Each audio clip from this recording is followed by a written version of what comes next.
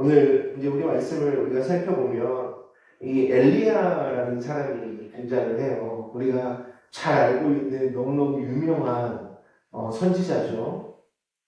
어떻게 보면 성경에 등장하고 있는 선지자들 중에 엘리야만큼 그렇게 힘이 있고 능력이 있었던 선지자가 있을까 싶을 정도로 정말 대단한 업적을 가지고 있는 선지자입니다. 구약 시대에 정말 하나님께서 부르셔서 정말 특별하게 그리고 정말 강력하게 사용하셨던 엘리야. 사실 이 엘리야라는 그 이름 안에 그 뜻이 무엇이냐면 이 엘리야의 뜻은 하나님이 나의 하나님입니다 라는 그 고백이 담겨져 있어요. 그 엘리야의 뜻이 하나님께서 여호와는 나의 하나님이십니다 라는 고백의 뜻을 가지고 있는 이름을 갖고 있는 거죠. 이 엘리야는 당시에 정말 이 엘리야가 살았던 그 당시는 영적으로 너무나 피폐하고 너무나 어둡고 정말 절망적인 그런 시대 속에 있었어요. 당시 그 아합 왕과 이 이세벨 그 왕비가 나라를 다스리고 있었는데 당시에 이 바알을 숭배하고 있었던 이 사람들이 많이 있었거든요. 근데 당시에 이 아합과 이세벨이 무슨 일을 벌이냐면 이 나라의 그러니까 종교를 이 바알과 아세라를 섬기는 종교로 바꾸게 되어져요. 그러니까 이걸 바꾼다기보다는 거의 강압적으로 이제 모든 종교를 탄압하게 되는 거예요. 그래서 이제 이세벨을 통해서 이제 모든 종교가 탄압을 받게 되고 박해를 받으면서 이 바알을 숭배하고 아세라를 섬기는 그 종교가 마치 국교가 되어지는 것처럼 그런 상황들에 놓이게 되어집니다. 하나님은 선지자들을 또 보내시고 계속해서 그들에게 하나님의 말씀이 선포되게 하지만 그 왕과 그 왕비를 통해서 계속해서 이 선지자들을 박해하고 죽이고 계속해서 힘든 시간들을 보내게 해요. 온 나라가 하나님을 떠나고 우상을 숭배하게 되어지고 정말 절망적이고 너무너무 안타까운 그런 세상 속에 놓여 있을 때 바로 이 엘리야라는 선지자가 하나님의 그 말씀을 선포하며 나서기 시작한 거죠. 엘리야의 사역을 보면 하나님께서 얼마나 강력하게 그를 사용하셨는지 우리가 알 수 있어요. 엘리야가요 하나님 앞에 기도해요. 하나님, 이 나라가 너무너무 병들고 썩었습니다. 하나님, 정말 하나님의 그 심판에 그때가 지금 필요한 때가 된 것 같습니다. 그러면서 하나님 앞에 기도합니다. 기도하는데 엘리야가 하나님 앞에 비가 멈추게 해달라고 기도해요. 그러고 나서 3년 반 동안 비도 안 내리고 새벽에 이슬도 내리지 않습니다. 3년 동안 비가 안 내리고 이슬이 내리지 않는 그 땅이 얼마나 황폐하고 얼마나 피폐한 땅이 되었겠어요. 농사라고는 지을 수 없는 정말 너무너무 황폐한 땅이 되어져 버린 거죠. 그 기도를 통해서 하나님께서는 하늘의 문을 닫으시고 비 한 방울도 그 땅 가운데 내리지 않도록 하는 그 일들을 지금 보게 하세요. 그것은 사실 바알을 섬기고 있었던 그들에게 이제 바알이 진정한 너희들의 신이 아니라는 것을 보여주기 위하여 하나님께서 심판하신 거죠. 당시에 그들이 바알과 아세라를 섬겼던 이유는 두 가지입니다. 바알은요 당시에 풍요의 신이었어요. 그래서 바알을 섬기면 비가 내리고 좋은 태양빛이 비춰지고 좋은 열매들이 맺혀진다고 그들이 믿었거든요. 그런데 그들이 바알에게 아무리 절을 하고 아무리 그를 그렇게 섬기고 해도 비가 내리지 않는 거예요. 또 거기에 아세라는 또 어떤 일을 합니까? 이 아세라는 바로 자녀의 풍요를 담당하고 있었던 신이었거든요. 그래서 이 아세라의 그렇게 간절하게 전하지만 한번 생각해 보십시오. 그렇게 피폐하고 병들고 그런 땅에 자녀가 생산되어지는 일들이 쉽지 않았겠죠. 당연히 그 안에서 정말 하나님의 그 심판과 역사들이 그 땅 가운데 일어나게 되어지는 거예요. 또 엘리야는 우리가 잘 알고 있는 사르밧 과부의 사건을 우리가 기억하지 않습니까? 이 사르밧 과부의 집에 이 엘리야가 찾아가요. 찾아갔더니 이 사르밧 과부가요, 항아리에 있는 그 밀가루와 기름을 퍼다가 이제 떡을 막 빚고 있어요. 그러면서 엘리야가 찾아가봤는데 엘리야가 이 사르밧 과부에게 이렇게 얘기해요. 나에게 그 떡을 좀 줘라. 그랬더니 이 사르밧 과부가 뭐라고 얘기를 하냐면, 선생님, 지금 우리 아이와 제가 이 떡을 만들어 먹고 이제 먹을 것이 없어서 죽을 생각을 하고 있습니다. 그런데 선생님이 이 떡을 저에게 달라고 그러시니 제가 이 떡을 선생님께 드리겠습니다. 그리고 그 떡을 빚어서 떡을 구워서 이 엘리야가 그 사르밧 과부가 구워준 떡과 그 기름을 먹게 되어져요. 그러고 나서 이 엘리야가 뭐라고 기도해요? 그 자녀와 그 사르밧 과부를 향해서 죽지 않을 것에 대한 선포를 하고 그 사르밧 과부에게 축복합니다. 그리고 그가 가지고 있었던 항아리를 축복하며 그 안에서 기름이 마르지 않고 밀가루가 끊어지지 않는 놀라운 기적들을 경험하게 되어져요. 죽어가던 그 과부의 또 아들을 이제 이후에는 살리는 사건도 또 우리가 보게 되어지죠. 죽었던 사람을 살리는 성경의 최초의 사건이 바로 이 엘리야가 그 과부의 아들을 살리는 사건이었어요. 또 세 번째는 우리가 잘 알고 있는 가장 유명한 사건, 엘리야가 하늘로부터 불을 받게 되어지는 그 놀라운 그 기도의 전쟁이, 영적 전쟁이 일어나게 되어지죠. 당시에 갈멜산에서 이 바알과 아세라를 섬기고 있었던 바알의 선지자 450명, 그리고 아세라를 섬겼던 아세라 선지자 400명, 그래서 850명과 이 엘리야가 850대 1의 영적 싸움을 시작합니다. 그러고 나서 이들이 그렇게 기도해요. 누가 하늘에서 불을 내려주는지 우리 그럼 기도 한번 해보자. 너희는 850명이니 너희의 방법대로 기도해라. 나는 나의 방법대로 기도하겠다. 그러고 나서 이 아세라와 바알을 섬기고 있었던 850명의 선지자들이 그곳에서 자신들의 몸을 자해하며 우리가 알고 있는 그런 미친 짓들을 행하면서 그 가운데서 바알과 우상 아세라에게 기도합니다. 해가 저물 때가 되었는데도 불이 내려지지 않아요. 그때 엘리야가 단을 쌓고 그 나무를 쌓고 그 주변으로 이제 물 운동이를 만들고 그 장작 위에다가 막 물을 들이붓습니다. 그래 물이 가득 찼죠. 그러고 나서 엘리야가 하나님 앞에 기도해요. 하나님 불 내려주십시오. 그랬더니 바로 그 불이 내려져서 그곳에 있었던 모든 물들을 성경에서는 다 핥아 없앴다고 말하고 있어요.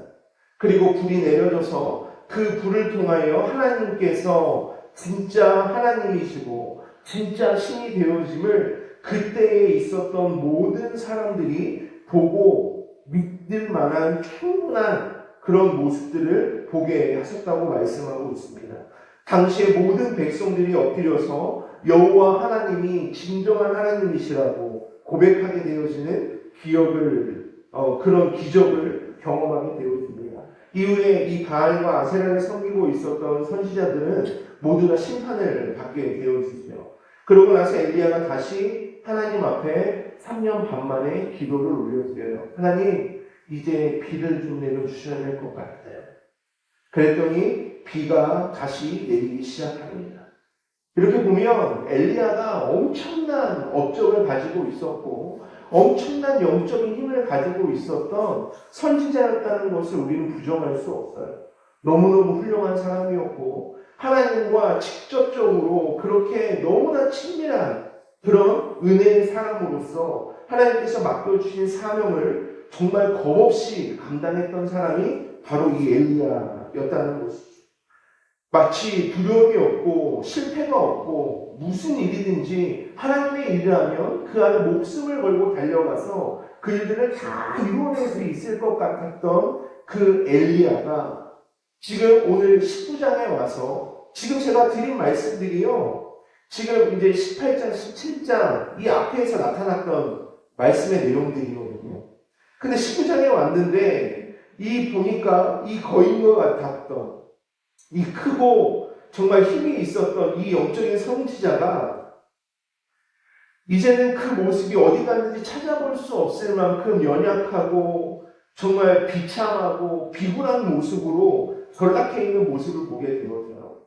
당시 이세벨이요, 엘리야에게 사람을 보냅니다. 사람을 보내서요, 이렇게 얘기해요. 내일 이맘때까지 이세벨 내가 너에게 이 앞에 있었던 선지자들에게 행했던 것과 같은 일들을 내가 너에게 행하지 않는다. 다시 말하면 내가 너를 내일 죽이지 않으면, 이 시간까지 내가 너를 죽이지 않으면 내 생명을 다른 신들이 나를 벌하게 될 것이다. 이렇게 얘기해요.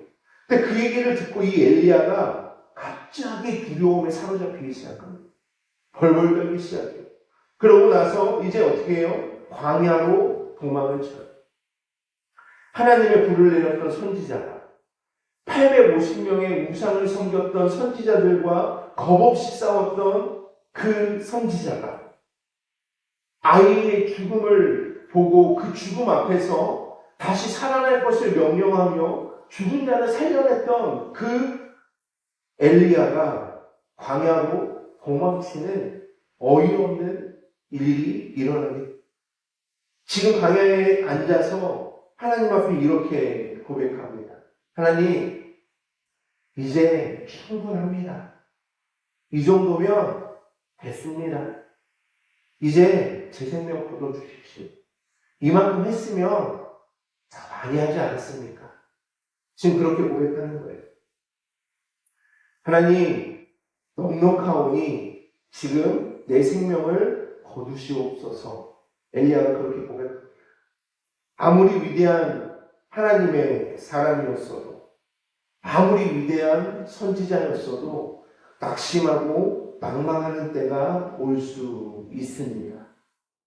우리가 신앙생활을 하면서 전에 있었던 하나님과의 그 뜨거운 만남과 뜨거운 그런 경험들이 사실 우리의 신앙을 책임져 줄 수 없는 거예요. 오늘 말씀에서 보면 이 엘리야는 그렇게 훌륭한 사람이었고 힘 있는 사람이었지만 그 이세벨 여왕의 그 말 한마디에 두려움에 떨 수밖에 없었던 인간적인 모습이 그 가운데 보여지는 것을 우리가 보지 않습니까? 큰 승리를 경험한 사람이었어도, 하나님의 그 능력을 체험한 사람이어도, 사역을 충성을 다해서 감당했던 사람이다 하더라도 어느 순간이 되었을 때 마음이 무너지는 때가 올 수 있다는 것입니다. 어쩌면 엘리야는 갈멜산의 그 850명의 우상 선지자들과의 그 대결 속에서 그 대결이 끝난 후에 기대했을지도 모르겠어요. 이제 이스라엘이 완전히 회복되어질 것에 대한 기대가 이 엘리야에게 있었을지 모르겠어요.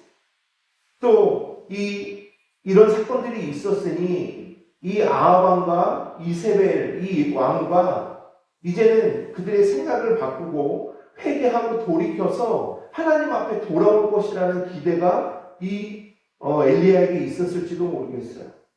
그런데 현실의 모습은 달랐죠. 이세벨이 회개하지 않았어요. 오히려 엘리야를 죽이겠다고 사람들을 보내고 지금 이 편지를 써서 지금 그들을 위협하고 있는 것입니다. 엘리야는 깊은 좌절과 그 외로움과 그 두려움 속에 이제 하나님이 하시는 그 일들 속에서 도대체 나는 어떤 사람인가? 나는 뭐지? 이런 마음들이 그 가운데 들었을 것 같습니다. 우리의 삶 속에서도 이러한 경험들을 경험하시지 않습니까?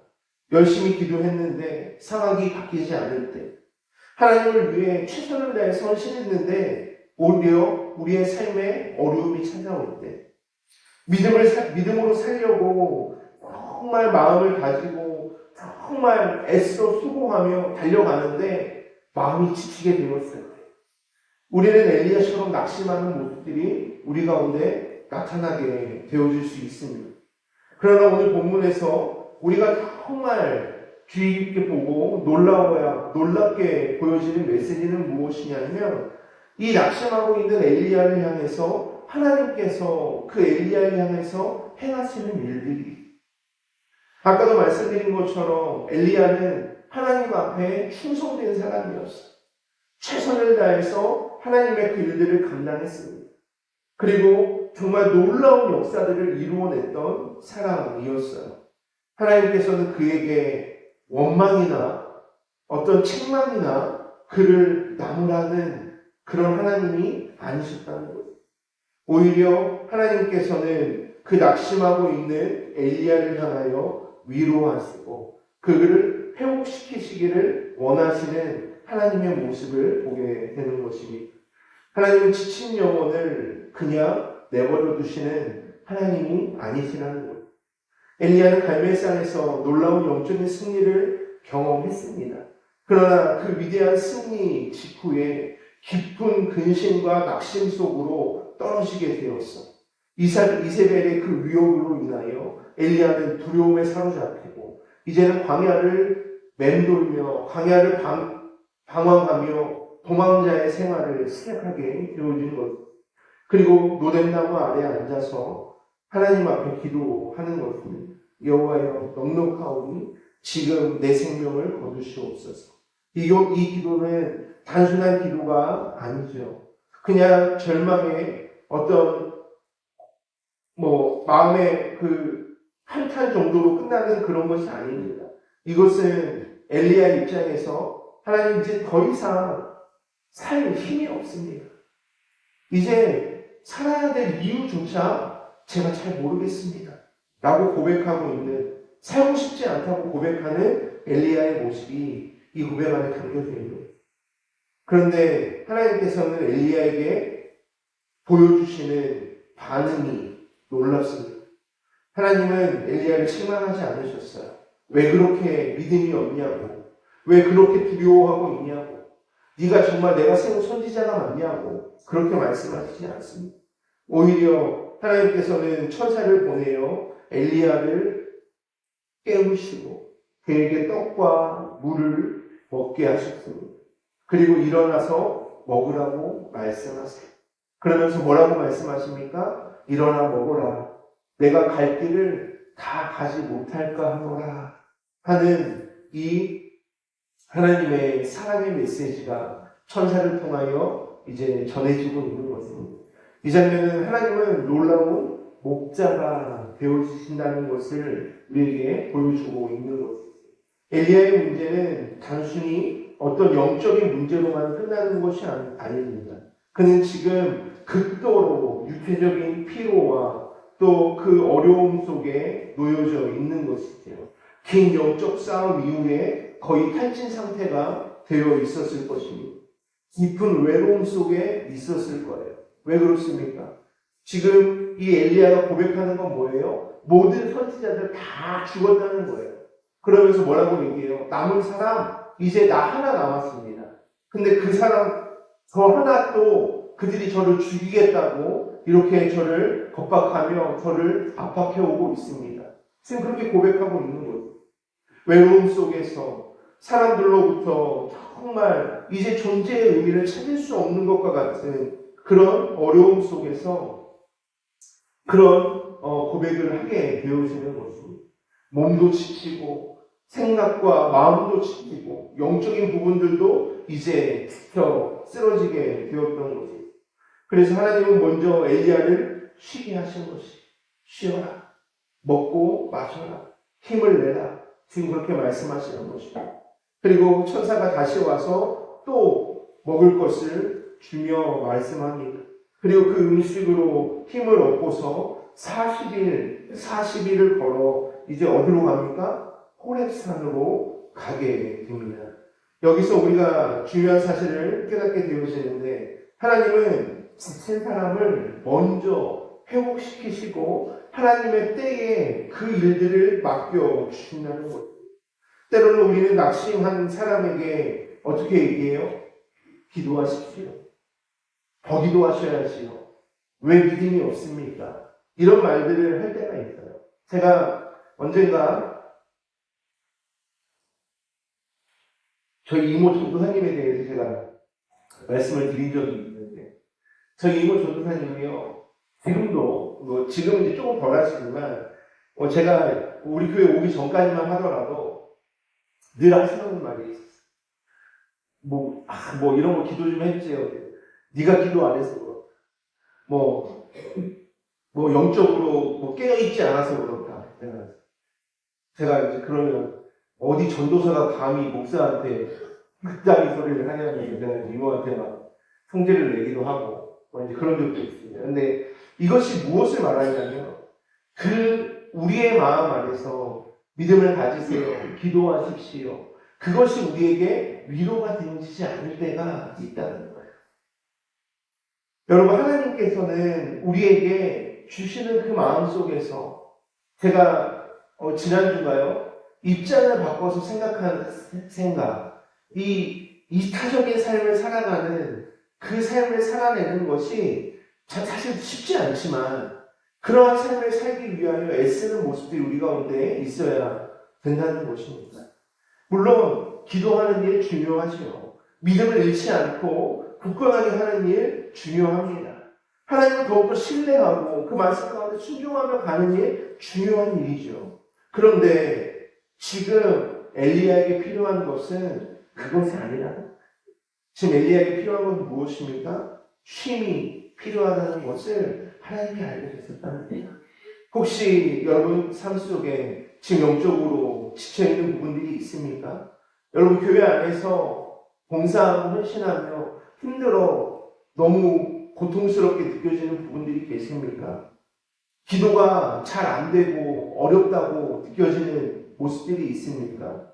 여러분 마음이 무거워서 힘들다고 느끼실 때가 있습니까? 여러분 하나님께서는 그 마음을 만지시고 회복하길 원하신다는 거죠. 그럴 때 하나님은 우리에게 이렇게 말씀하세요. 먼저 쉬어라. 내가 너를 다시 세울 것이다. 지금 그렇게 말씀하고 있는 거죠. 하나님은 지친 영혼을 정죄하지 않으십니다. 회복하시고 하나님의 사랑으로 서기를 소망하며 우리에게 은혜 베풀어 주시는 하나님임을 우리가 기억하는 저와 여러분이 되어지기를 주님의 이름으로 축복합니다. 하나님은 세미한 음성으로 우리를 회복시켜 주십니다. 엘리야는 결국에 이제 호렙산에 도착하게 되어져요. 오늘 8절 말씀에 보니까 이에 일어나 먹고 마시고 그 음식물의 힘을 의지하여 40주 40야를 가서 하나님의 산 호렙에 이릅니다. 지금 이 엘리야가 하나님께서 주신 그 음식으로 인하여 힘을 얻었어요. 그리고 밤낮 할 것 없이 40일을 걸어서 호렙산에 도착했습니다. 그리고 9절에 엘리야가 그곳에서 굴에 들어가 거기서 머물더니 여호와의 말씀이 그에게 임하여 이르시되 엘리야야 내가 어찌하여 여기 있느냐? 그가 대답하여 내가 만군의 하나님 여호와께 열심히 유별하오니 이는 이스라엘 자손이 주의 언약을 버리고 주의 제단을 헐며 칼로 주의 선지자들을 죽였음이 오며 오직 나만 남았거늘 그들이 내 생명을 찾아 뺏으려 하나이다. 지금 이 엘리야가 하나님 앞에 고백하는 거예요. 호렙산에 도착해서 그 굴 안에 들어갔는데 하나님께서 엘리야에게 물어요. 너 왜 여기 있냐? 너 도대체 네가 어찌해서 여기 와 있느냐? 지금 그렇게 말합니다. 이것은요 하나님께서 엘리야에게 네가 진짜 여기 오게 된 경위가 무엇이냐? 왜 이 자리에 있는 거냐? 그런 정보를 얻기 위해서 물으시는 것이 아니죠. 엘리야의 마음을 알고 싶으셨던 거예요. 하나님은 그 엘리야의 마음을 듣고 싶어 하셨던 거죠. 엘리야는 하나님 앞에 자신의 마음을 솔직하게 털어놓습니다. 하나님, 제가 하나님 앞에 정말 열심히 살지 않았습니까? 오늘 9절에서도 그러지 않습니까? 10절에서 그러지 않습니까? 내가 여호와께 열심히 유별하오니 내가 유별하게 열심을 다했다는 거예요. 내가 그 유별함으로 주님 앞에 소중을 다해서 살지 않았습니까? 지금 그렇게 말하는 거예요. 이스라엘은 하나님을 버렸습니다. 선지자들이 다 죽임을 당했습니다. 이제 나만 혼자 남았습니다.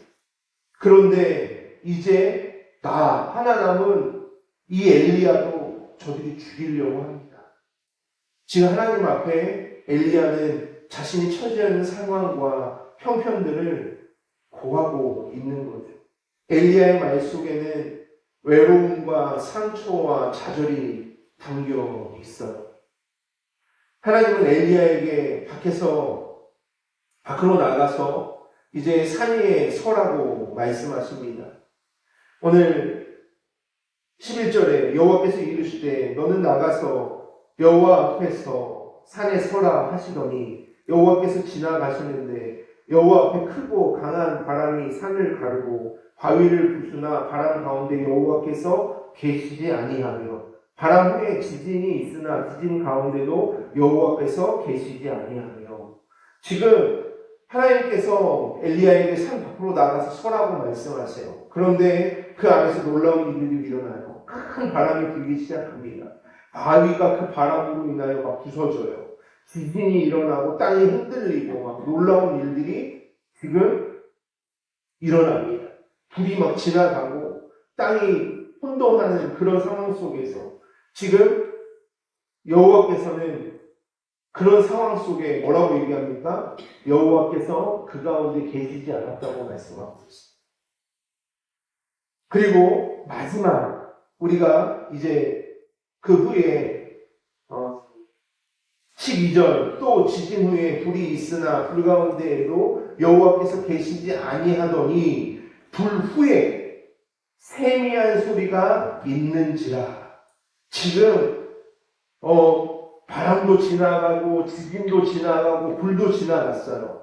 그러고 나서 무슨 일이 있어요? 세미한 소리가 있었다고 말합니다. 그리고 그 세미한 소리에 이 엘리야가 반응합니다. 13절 말씀 보겠습니다. 엘리야가 듣고 겉옷으로 얼굴을 가리고 나가 굴 어귀의 섬에 소리가 그에게 임하여 이르되 엘리야야 내가 어찌하여 여기 있느냐. 하나님께서 또 엘리야에게 물으세요. 내가 어찌하여 여기 있느냐. 세미한 음성을 통해서 하나님 앞에 엘리야는 반응합니다. 겉옷으로 얼굴을 가리고 두려움 속에서 납작 엎드려 하나님 앞에 서 있는 엘리야를 보게 되죠. 왜 하나님은 이런 방식으로 엘리야에게 나타나셨을까요? 엘리야는 이미 갈멜산에서 불의 하나님을 경험했지요. 능력의 하나님을 경험했습니다. 하지만 지금 엘리야에게 필요한 것은 능력이 아니라 위로였죠. 하나님은 세미한 음성으로 엘리야에게 다가오신 것이죠. 불이 떨어지고 땅이 흔들리고 지진이 일어나고 그런 능력의 하나님이라는 것을 엘리야는 충분히 알고 있었어요. 왜 그렇습니까? 앞에 그가 행했던 그 놀라운 일들이 다 하나님으로부터 왔다는 것을 이 엘리야는 너무너무 잘 알고 있었기 때문에 그렇습니다. 그런데 지금 이 엘리야에게 진정으로 필요했던 것은 불이 내려지고 땅이 흔들리고 바람이 불어 바위가 부서지는 역사가 아니라 그에게 필요한 것은 무엇이었어요? 바로 그 세미한 음성이 이 엘리야에게 필요했다는 거죠. 엘리야에게 그 세미한 음성이 다가왔습니다. 우리의 삶 속에도 하나님께서는 그렇게 말씀하세요. 우리에게 그렇게 위로하길 원하십니다. 내가 어찌하여 여기 있느냐? 내가 어찌하여 여기에 이러고 있느냐? 하나님께서 물으시는 거죠. 하나님 앞에 우리가 말씀을 보다가 혹은 설교를 듣다가 기도를 하다가 그런 상황들 속에서 하나님께서 우리의 마음 가운데 주시는 마음들이 있을 수 있어요. 누군가의 그 작은 말 한마디를 통해서 혹은 어떤 나의 그런 마음 안에 영적인 부분들로 찾아오는 하나님의 그 세미한 음성이 우리 가운데 들려질 수 있습니다. 여러분, 그 음성이 우리에게 들려질 때 우리는 반응할 수 있어야 돼요. 지친 영혼을 다시 일으켜 세워주시는 하나님의 음성이라는 사실을 우리는 믿고 그 말씀으로 설 수 있게 되어지기를 주님의 이름으로 축복합니다. 하나님은 사명을 통해서 우리를 다시 일으키세요. 엘리야에게 계속해서 말씀하십니다. 엘리야가 하나님 앞에 또 고백하죠. 오늘 볼까요? 14절에 내가 대답하여 내가 만군의 하나님 여호와께 열심히 유별하오니, 지금 이 내용이 어디에 나왔던 내용이냐? 10절에서 말했던 내용이 똑같이 14절에도 또 고백되어져요. 하나님, 내가 하나님 앞에 열심히 살았어요. 그런데 이제 저만 남았어요. 지금 그렇게 고백하는 거, 나만 남았습니다. 엘리야의 가장 큰 문제는 고립감이었어요. 지금 자신이 완전히 혼자라고 생각되어지는 그 위기감이 지금 이 엘리야를 두려움에 떨게 했던 거죠. 그러나 하나님은 엘리야에게 중요한 사실을 말씀하시니, 이제 이후에 가면 이제 무슨 사건이 일어나냐면, 하나님께서 그에게 바알에게 무릎 꿇지 않은 7,000명의 사람이 남아있다는 것을 엘리야에게 보여주세요. 엘리야는 혼자가 아니었어요. 사실 그 7,000명이 아니어도 엘리야는 여전히 혼자가 아닙니다. 누구와 함께 있습니까? 하나님이 지금 그와 함께 하시며 그를 위로하시고 그를 세우시길 원하시는 하나님의 그 사랑이 지금 엘리야에게 흘러가고 있는 거예요. 그럼에도 불구하고 하나님께서는 다시 엘리야에게 너 혼자 아니야. 내가 너를 위해서 준비한 사람들이 있어. 바알에게 무릎 꿇지 않은 7,000명의 사람을 내가 남겨두었다. 엘리야는 혼자가 아니었죠. 우리가 낙심되어질 때 왜 나한테만 이런 일이 생기지? 왜 나만 힘든 것 같지? 왜 나만 외로운 거야? 나만 이렇게 싸워야 되는 거야? 이런 마음들이 우리 가운데 들 수 있어요. 그러나 하나님은 말씀하십니다. 너 혼자 아니야. 내가 어찌하여 여기에 있느냐? 내가 어찌하여 여기에 있느냐? 하나님께서 우리에게 계속해서 말씀하신다는 것. 그리고 엘리야에게 다시 사명을 주십니다. 하사엘에게 기름을 부어서 아람 왕이 되도록 이제 하라고 말씀하세요. 예후에게 기름을 부어 이스라엘 왕이 되게 하라고 엘리사를 세워 선지자가 되게 하라고 말씀하십니다. 이것은 하나님께서 엘리야에게 맡겨주셨던 그 사명을 회복하시면서 다시 그 사명 아래 살아가는 하나님의 사람으로서 그 일들을 회복하시는 하나님의 역사들을 경험하게 되어지는 거예요. 하나님은 하나님의 사람을 통하여 하나님의 역사를 이루시고 하나님의 사명을 감당하며 주님의 나라를 이루어가길 원하신다는 것입니다. 낙심은 사람을 멈추게 하고 우리를 절망 가운데 있게 하지만 그 사명을 갖고 있는 하나님의 사람들에게는 하나님의 그 은혜로부터 그 사명이 회복되어지고 다시 그 사명으로 나아갈 수 있는 새 힘을 얻게 되어지는 축복을 얻게 되어진다는 것입니다. 하나님은 엘리야에게 말씀하십니다. 아직 끝난 것이 아니다는, 아직 끝나지 않았다는 거예요. 이 사역을 통해서 하나님의 역사를 계속해서 이루어가라고 명령하시고 다시 새 힘을 주셔서 그 사명 앞으로 돌이켜 그 일들을 감당하도록 세우시는 하나님임을 우리가 발견하게 되는 것입니다. 사랑하는 성도 여러분, 우리의 삶 속에서 이렇게 좌절되어지고 낙심되어지는 때가 있지 않습니까? 그럴 때 여러분, 이것은 오늘 이 말씀을 기억하시기 바랍니다. 이것은 단순히 한 선지자의 이야기가 아니에요. 때로는 이 선지자 엘리야의 모습이 우리의 모습일 수 있다는 것입니다.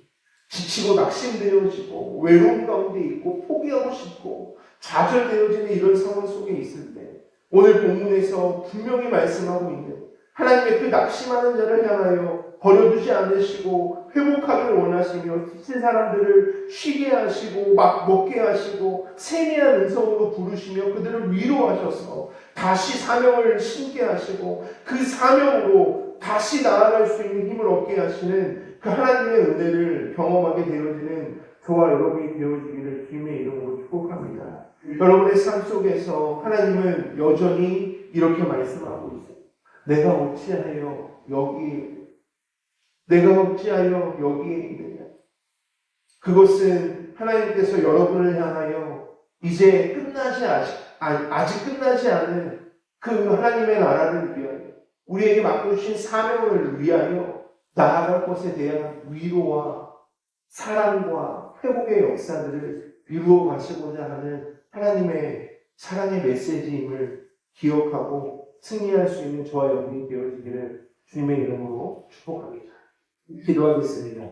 하나님 아버지 감사합니다. 주님께서 오늘도 은혜를 주셔서 우리가 하나님의 그 말씀으로 설 수 있도록 인도하시니 감사합니다.